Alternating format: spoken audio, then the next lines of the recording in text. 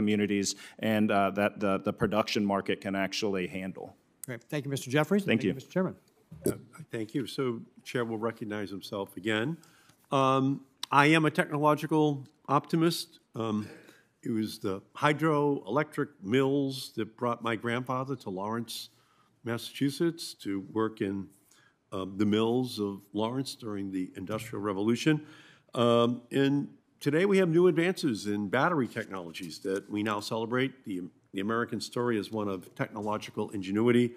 We've heard from Mr. Rosen about advances in battery technology and catenary lines to power our railways.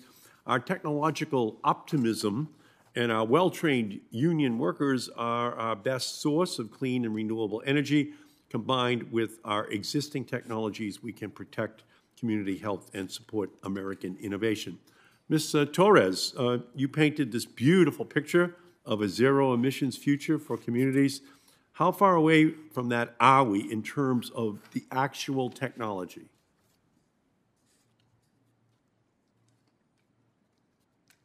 The technology is here now. It is time to work with EPA, elected officials, the Class 1 rails, our workers, and our community members to get that transition moving into our communities that are most impacted.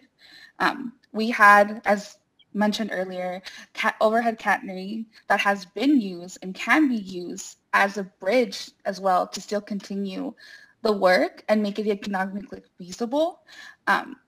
As we continue with technology to advance, and specifically zero emission technology, we can continue to come back to assess the current technology available. But it is here now. It is economically feasible.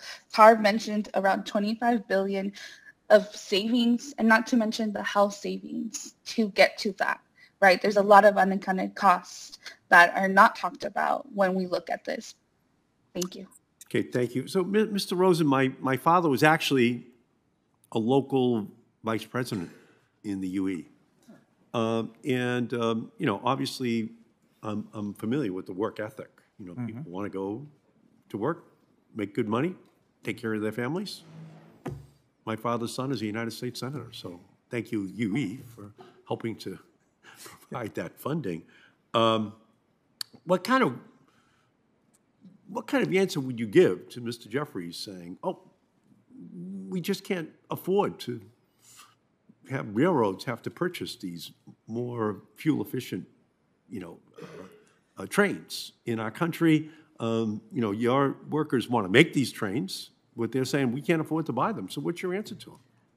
You know, the money is certainly there in the railroads. These are very profitable industries. They've returned a great return to their shareholders, to Wall Street, to the executives. And it's a question of priorities.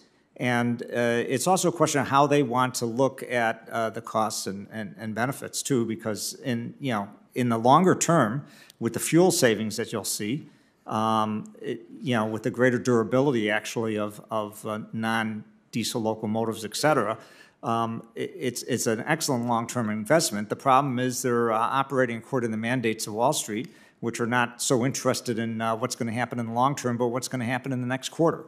And that's why they really need to be given a directive at this point by the government. You have to do this if they want to remain in business. I mean, they've shirked their responsibility for the last 8 years. They should have had 30% at Tier 4 already, and it's less than 10%.